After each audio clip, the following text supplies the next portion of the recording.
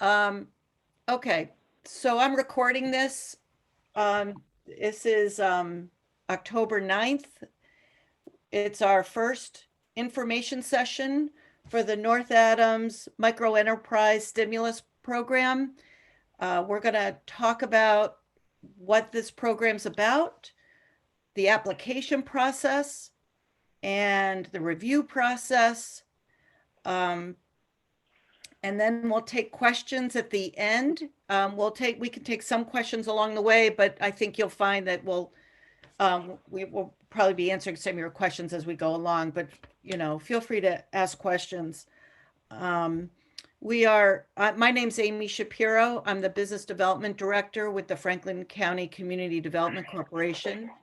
We're a 40-year-old plus nonprofit that's been serving businesses in Western Massachusetts for a long time, helping them start, stabilize, and grow with counseling, training, financing, and we're home to the Western Mass Food Processing Center. I'm going to turn it over to Mike Nuvali with the Community Development Office in City of North Adams, who will give us an overview of what we've got here. Thanks, Amy. Again, my name is Mike Nuvali. I'm a director of the Office of Community Development for the City of North Adams. And back in March when the COVID pandemic hit, everyone obviously was in turmoil.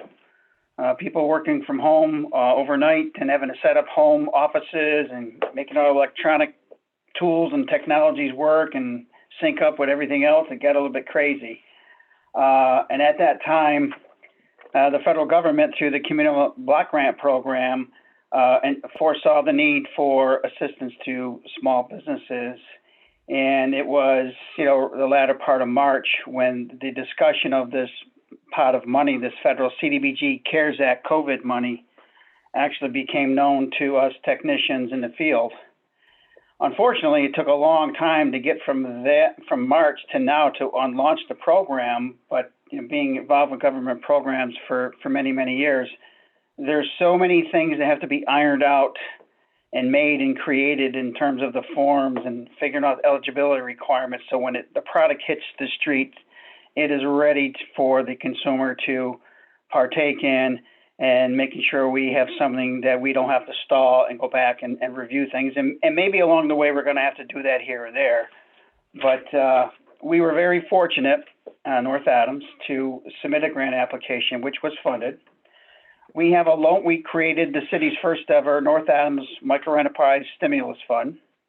And we have a pool of $108,000 in which we hope to do 13 loans is what we project. And we also project that the average microenterprise will be 4 persons, so that translates into 50 some odd beneficiaries at the end of the day. And we fortunately are very pleased and lucky to work with a subgrantee, the Franklin County Community Corporation, under the auspices of Amy, who has well over 30 years of experience in small business lending. And their work, I think a testimony to their work is the amount of towns and the municipalities they represent, not only here in Berkshire County a little bit, but more so the Pioneer Valley, which is a testimony of their depth and experience of working in this particular field. So in the short run, I think this pot of money is going to go quick. Sometimes it's hard to gauge demand until we actually launch a program and see what the reaction to that is. And hopefully that will segue into another round of future funding from the COVID effort.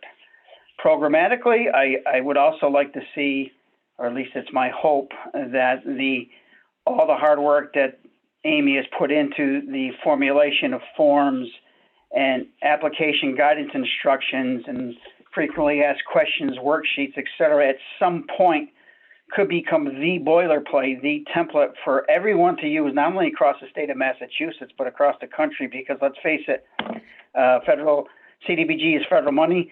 All 50 states are under the same guidelines, so it would be nice to have one set of working documents in which to launch from. So having said that, we're excited to launch this today. It's a very good program, and we're going to see how great it can be, which I think it can. Yeah. So Amy, I'll kick it back over to you. Okay, thanks, Mike. And I also want to just say that I'm in conversation with other CDCs around the state. There's about 6 of us who are implementing these programs for cities and towns, and we talk weekly.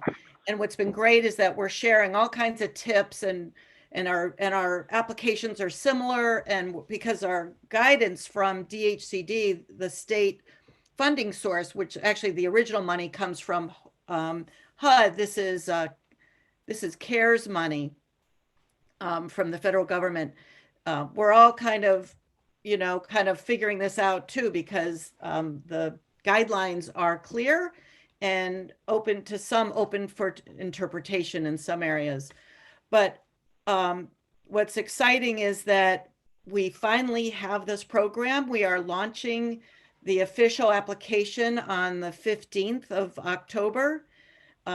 It's set up where there's an online application with some forms for you to fill out afterward, first, and submit a whole application.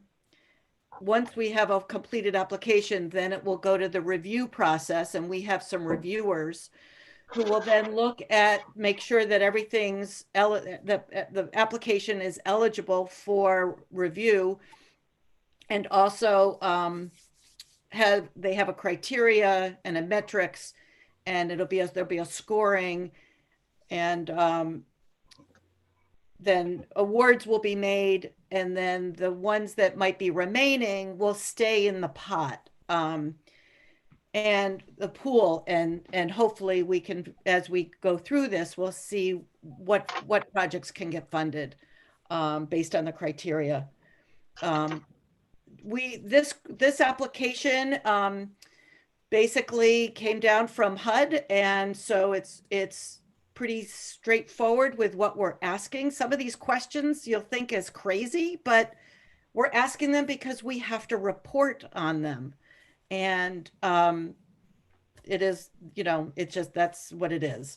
So we're just the deliverer of the mess of the information, and we've tried to make it as least painful as possible.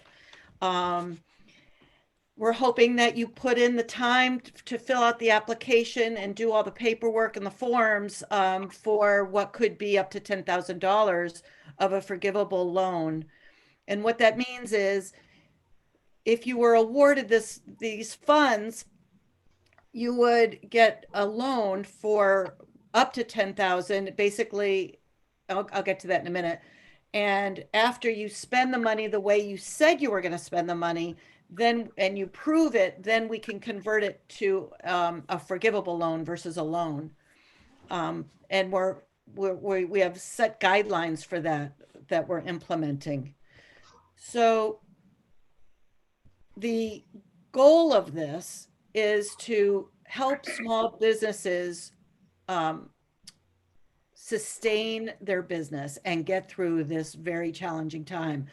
It's not meant for everybody. It's meant for business owners who are income eligible under the HUD guidelines, that have 5 or fewer employees and counting the owner, and had a COVID loss. So if your COVID loss was $5,000 that you can document, then you're only eligible for $5,000. You can't get 10 if you are only documenting 5. And we'll go through this when I turn to the application. If you have a question, just let me know. So how this works, and what I'd like to encourage you to do is I'm going to share my screen right now. For those of you, the guy on the phone, are you able to see the screen at all? Who is it? Nick? Who's on the phone? Yeah, I mean, I can see your screen just fine. Okay. All right. I think we have somebody all right. If you can't see the phone, basically, I'm taking people to our website, the fccdc.org, and hold on.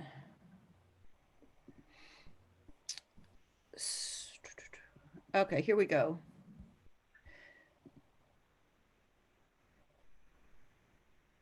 You see everybody can see my screen?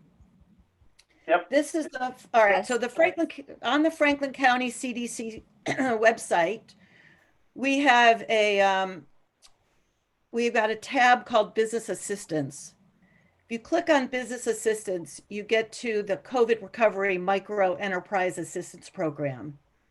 This is where our links are for our info sessions.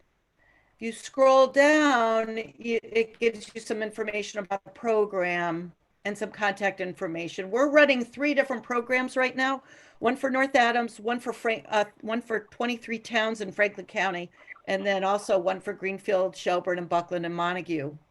So all the forms are very similar, but they are specific to different projects. So if you scroll down, you'll see Franklin County in the first tab, North Adams Microenterprise Stimulus Program in the middle tab.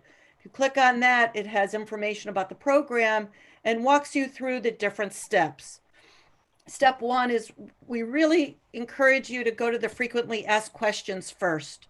Just get a sense of what the look and feel is of what we're looking for and what is needed for this to make it. It'll be a lot easier for you if you orient yourself. The first form we want you to fill out is the family income form.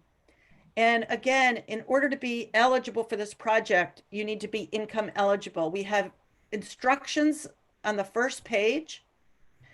And then on the second page is the form. It's a it's a fillable form, but if you have trouble with it, you can just print it out and fill it out and then submit it later. What's important here is you have your household income, household size, your family size. So the people you consider in your family at home, whether it's 1, 2, 3, 4, 5 people. And then the next line is the income threshold. So it's basically the 80% of the HUD guidelines for income eligibility. What you would do is there are 2 ways of calculating your eligibility for this project. The first and the easiest is to use your 2019 federal tax form. We're not interested in the state, we're interested in your federal tax return. If you go to the first page on the federal form to line 8B, that's your adjusted income. If you look at that number and then go up to this income threshold and match how many in your household. So if you have 2 in your household, your income needs to be equal to or less than $54,650. If your income is that or below, then you're eligible with your with your 29 taxes. You would put your name in this column where it says family member, and if you have children living with you, please put the age of your children. The next column is the source of income, and that's where you would put 2019 taxes. If you're over income on your line 8B, then you're still possibly could be eligible by looking at your 8 weeks of current income from the date of application.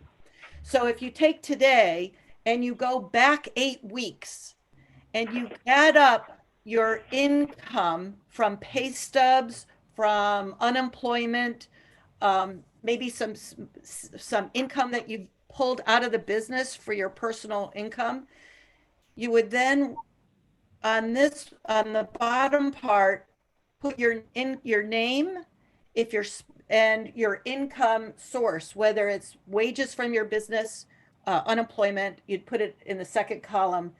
The third column is how you're going to verify that those numbers are accurate, whether you have a pay stub or you're going to provide a bank statement that shows income from your business being deposited into your personal checking account, a canceled check. You have to be able to prove that documentation. If your spouse works and has a pay stub, then you would include your spouse's or partner's gross wages and a pay stub.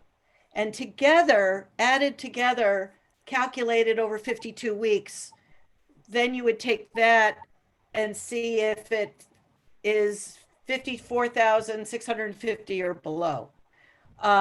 Again, if you've got kids and, just multiply or add to the, make sure that your household size fits the number that you're reporting on.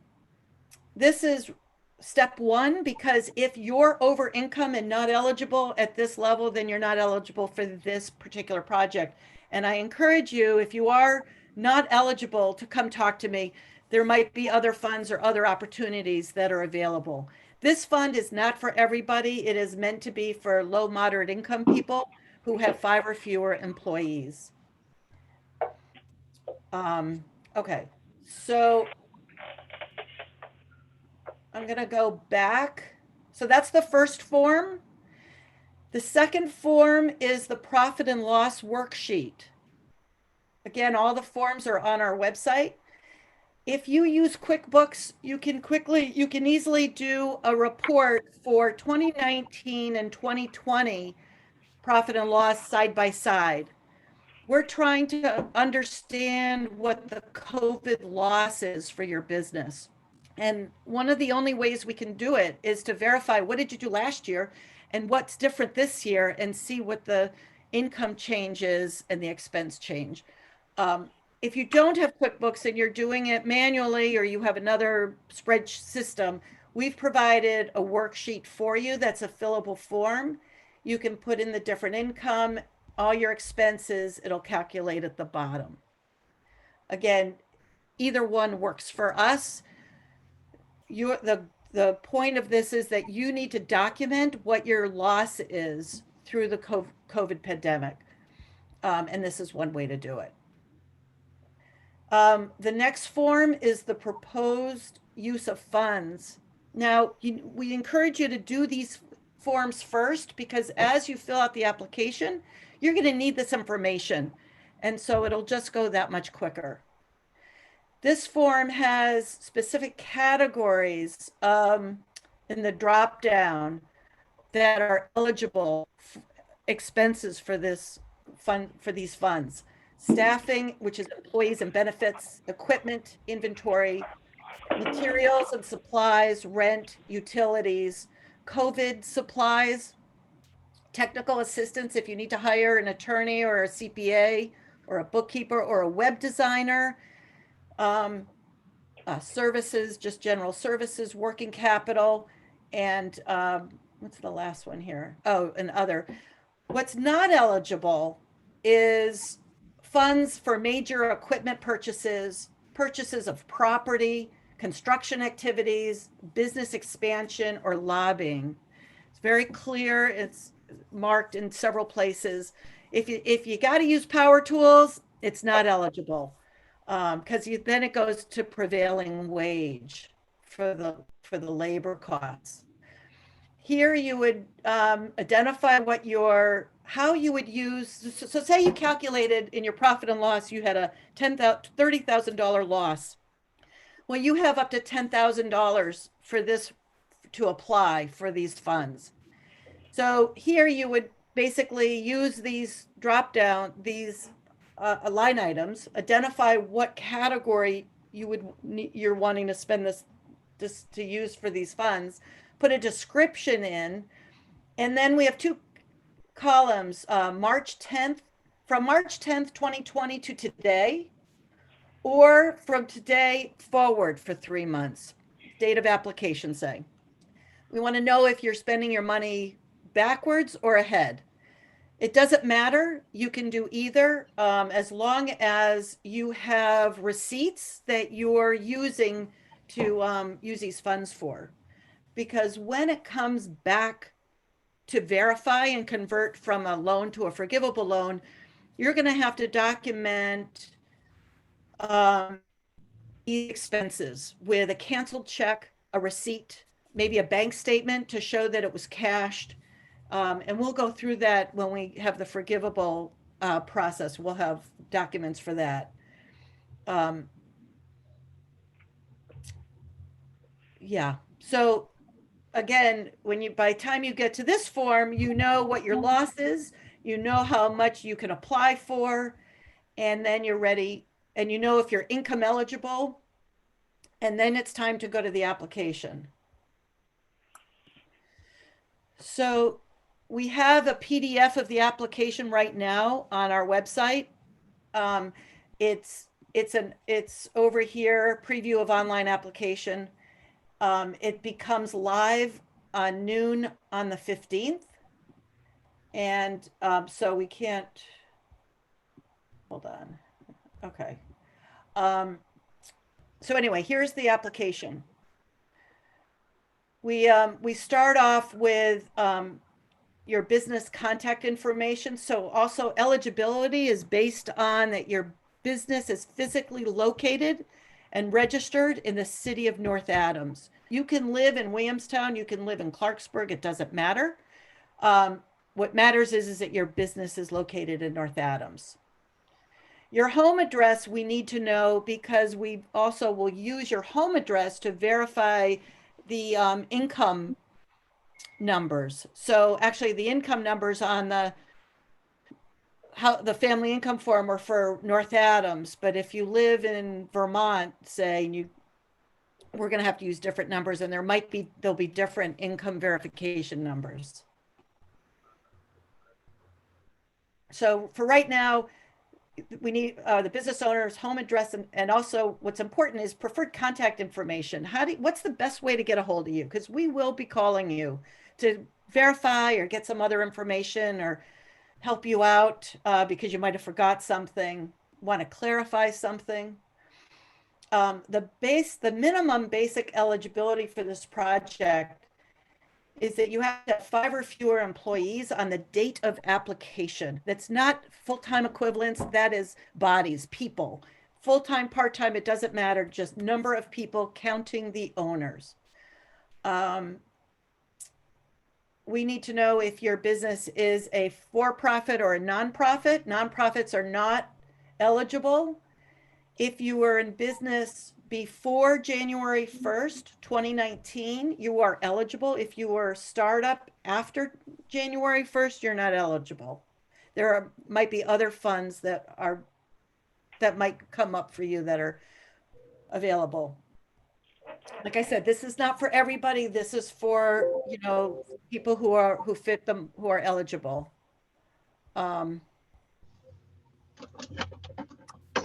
Okay.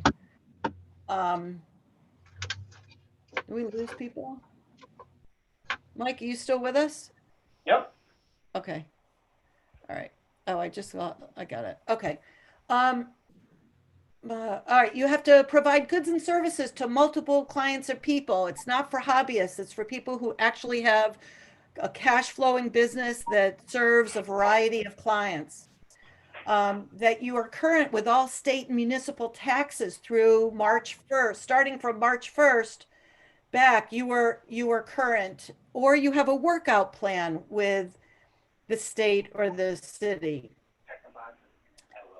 If your business is your business current with all licenses and registrations with the state and municipal levels?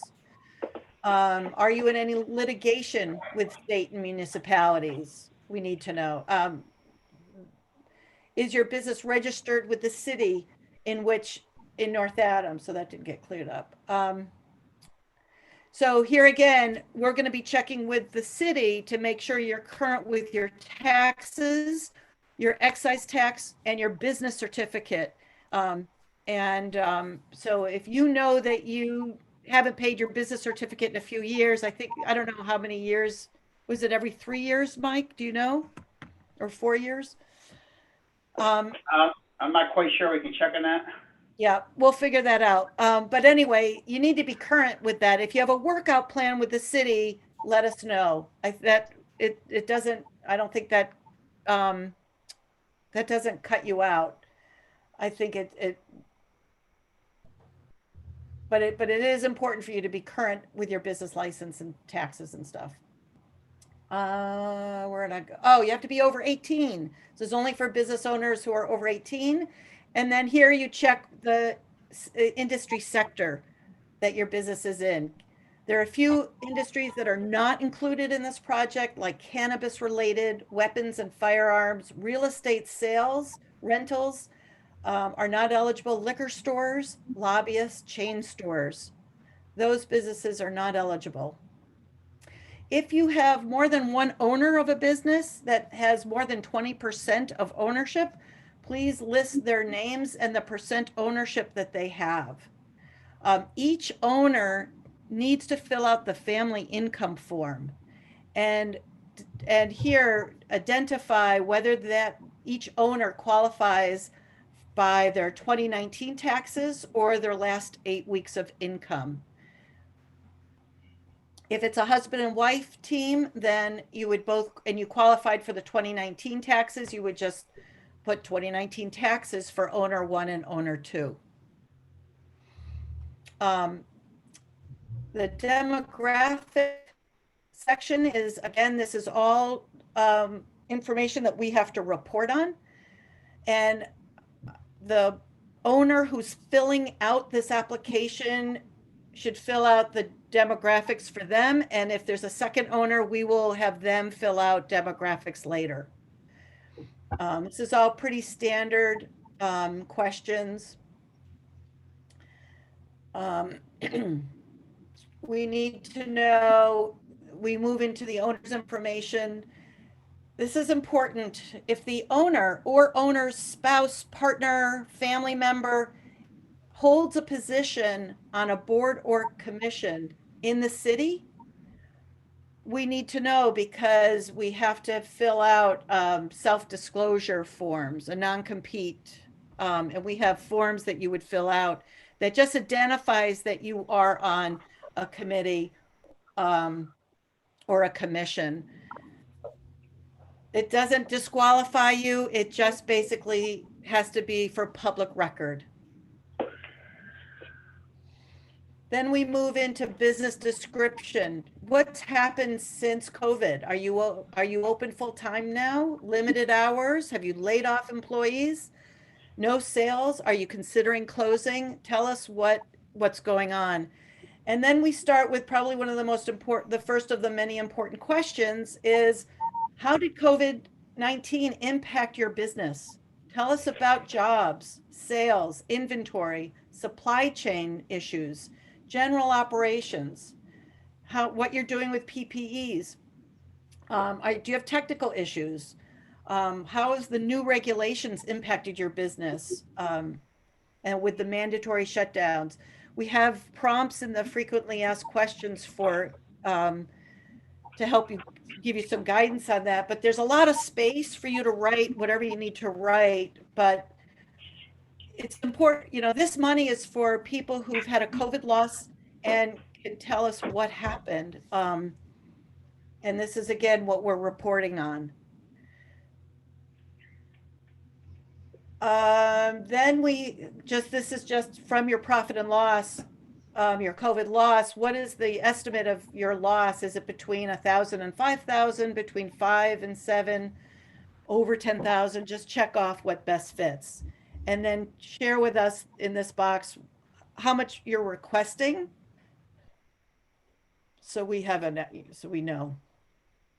If awarded these forgivable loans, how would they be used? This is where you would check something that would match what's on the proposed funds form. And also we're asking here, are they from March 10th to the date of application or for the next 3 months? So this question says, do you have a loss of income equal to or greater than the requested assistance due? So again, this is an example of if you lost, 5,000 and you're asking for 10, that doesn't work. But if you lost 20 and you're asking for 10, then that works. And then we move into these key questions.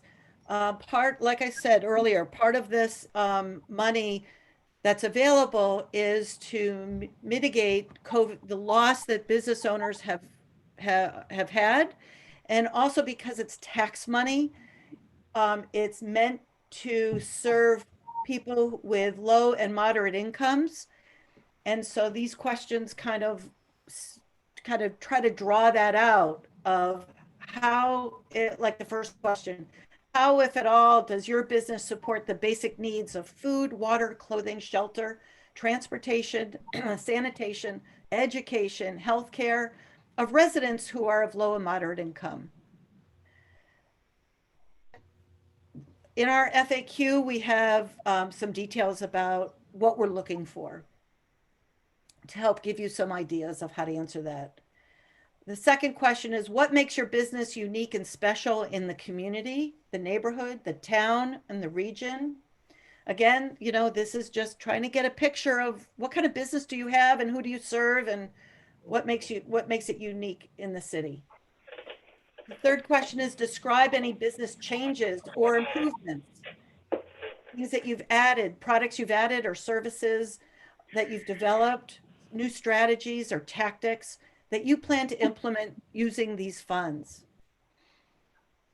The next question is, how did you determine that these expenses are reasonable for the program? So, if you say I booked a flight to the Bahamas, well, that's gonna not be reasonable.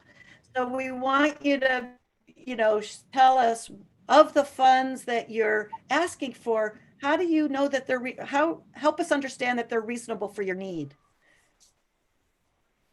And the last question is, how will these assistance stabilize your business to prepare, prevent, and respond to COVID-19? And what will the assistance help your business accomplish? We want to know how is this going to support your business, stabilize it, and how are you looking to get through the next 6 months, 8 months, or a year? We want to know if you applied and received PPP or EIDL, if you are on unemployment. Oh, and I just want to say something about unemployment. It's fine for you to be getting unemployment. If you got the $600, if they institute this extra $600 again, that 600 is not eligible, is not included, or stimulus money that 8 weeks of household income. So you would just not include the 600 or a stimulus check. The reason why we're asking for the PEIDL is that we both have to verify that you have not commingled money, that money that you use for PPP to pay for inventory, that receipt is also not going to be paid from funds from this money. So we're going to ask for a report on your PPP expenses so that we can make sure that you can verify that you have not commingled expenses.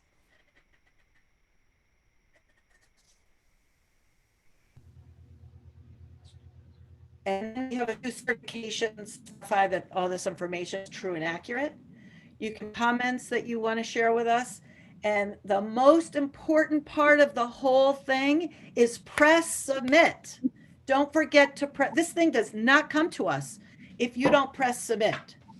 So once you do, you will get an automatic reply that says we received your application, and here are all the forms that you need to complete to give us before it becomes a completed application.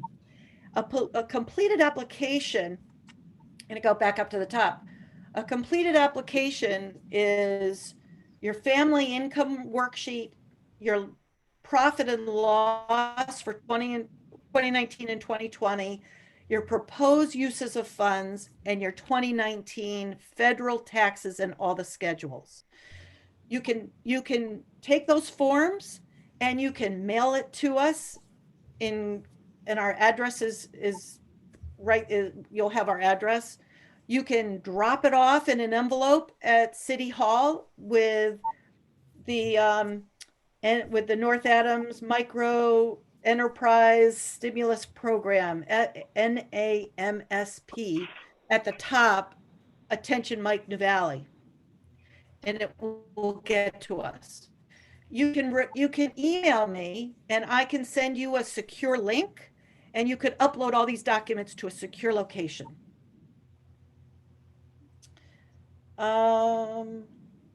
Again, your application isn't complete until we have all those forms. So we're doing this in 2-week batches. So officially it opens on the 15th at noon. The first round closes on November 2nd. And we have a group of reviewers who are going to like review these, score them. And then, like I said before, if you get awarded, you'll get a conditional award letter from us with a request to fill out a DUNS number, and we'll need a federal transcript, which each of them take like 10 minutes online to do. And there'll be some other certifications that you'll have to sign that just certifies that you're not double using money, commingling money and stuff. Once you're awarded funds, then you have 90 days to spend the money. And then we'll come back and you'll give us copies of the receipt, your bank statements. We'll compare it to that proposed expense form, and see how, and then once everything lines up, then we can convert it to a forgivable loan. And we, like Mike said, we have $108,000 to in this program, and it all depends on how much COVID loss people have. Some people might only have a 5,000. Some people might have 7. Some businesses might have 10. So we're estimating 13 projects, but we won't know until they come in. So now I guess I'm going to open it up to questions.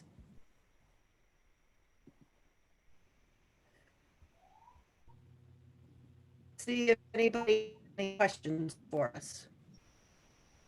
What do you think? I mean, I think you covered it very well. I think any questions that came up during it, you ended up answering. Amy, Nancy, Yeah. does this grant get impacted if you received an SBA loan? No, not at Okay. all, Nancy. This is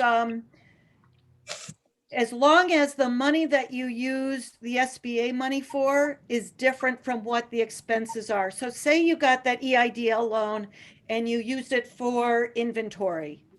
This money can be used for insurance, for phone, for utilities, for Okay. payroll. Okay, thank you. And the thing that we're most concerned about is that the forgiveness goes easy, and that the expenses that you identify are things that you can actually really easily prove that you spent it on. If you bought inventory on a credit card, you can show us the receipt and the credit card. And also some of the expenses might be a little, you might have expenses that you paid for last month and you want to get reimbursed by. It's harder to do that with this money. And so what we would say is use it for other money, and then the money that you generate that you could have used for that other thing, use it to pay yourself back. Okay. This program is going to be audited in 3 years. So we're setting everything up really simply because we don't want anybody to be we don't want problems down the road. So we're just trying to keep this very simple, very clear, and to the best of our knowledge from how the regs are described to us now, and as least painful as possible for you guys. So one other question. Did I understand you correctly that if you receive that $600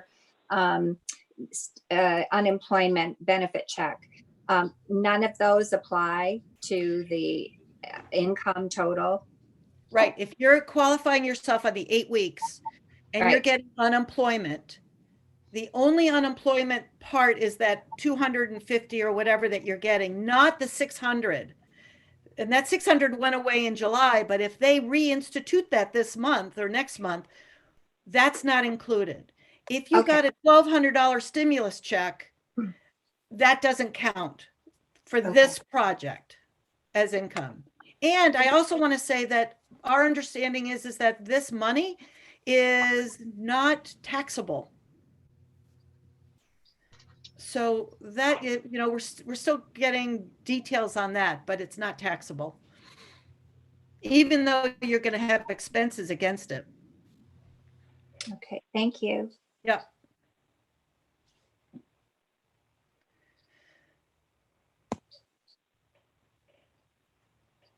There's questions will come up as you start digging into this.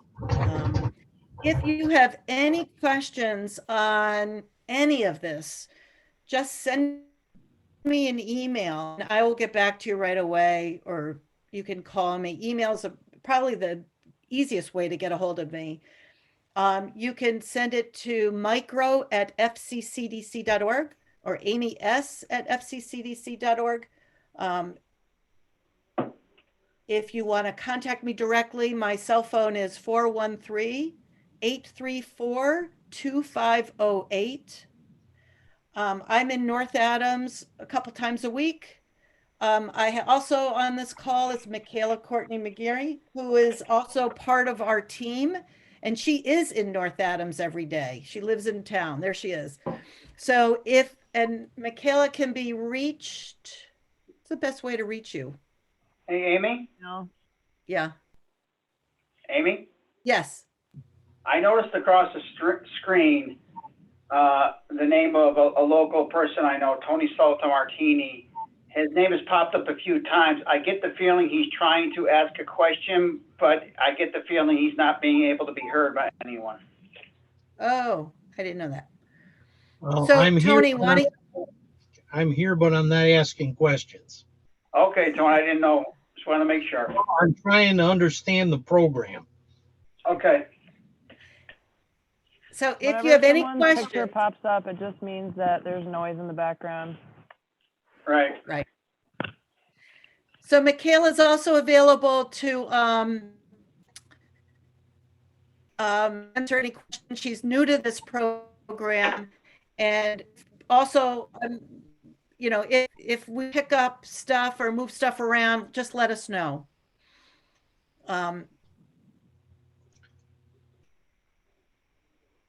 Any other questions, comments? So what do you think?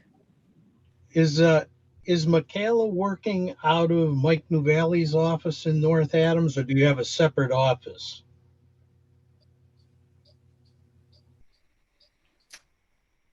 I work remotely, Tony, mostly for the chamber, but also through assistance with the Franklin County CDC. Okay. I'm sort of the on the boots kind of gal in North Adams. On the boots, on the ground. On the ground. So Michaela is also the one who's involved in the putting together the business connector for the Chamber of Commerce. So a lot of our information is on that in those biweekly newsletters. So if you're not registered, go to the Chamber of Commerce site and register on the business connector newsletter. You can find that on the Explore North Adams page. I'll put a link in the chat along with my contact. Thank you. This was really good. Thank you very much. This is, like I said, it's not for everybody, but if you are eligible, it's a great opportunity to help be a patch to help your business kind of tie you through. It's not going to answer all of your questions. And again, that's why, we're involved, because we have access to other funds, other programs, resources that can help small business owners. There's also, we have a series of webinars that we've been promoting for the last 6 months that you can also find on the Business Connector, that are taped, and you can see them again and again, you know, if you missed one. Right now, we're doing 24 social media marketing programs. Oh, that's not. So yeah, so I encourage you to, you know, if things don't, if it doesn't work for you, just get back in touch with us, and we'll see if we can find a program that's more fitting. Or and also there's also 19 million coming down from the state, from the state to small businesses. There's two $19 million buckets of funds, and we don't know what those are at this point. What the program is, what it's designed for, who the target market is, we'll know in another 2 or 3 weeks. So, you know, again, this is the first of a wave, and we'll see what those programs are designed for.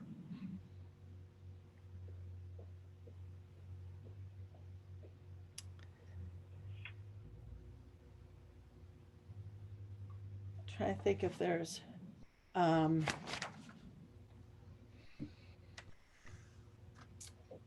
yeah, I think so that's, Mike, do you have anything else to add, or Michaela?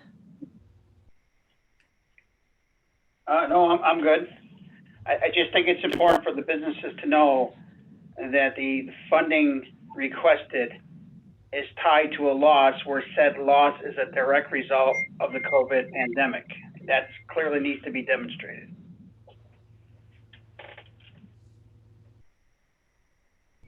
Yeah.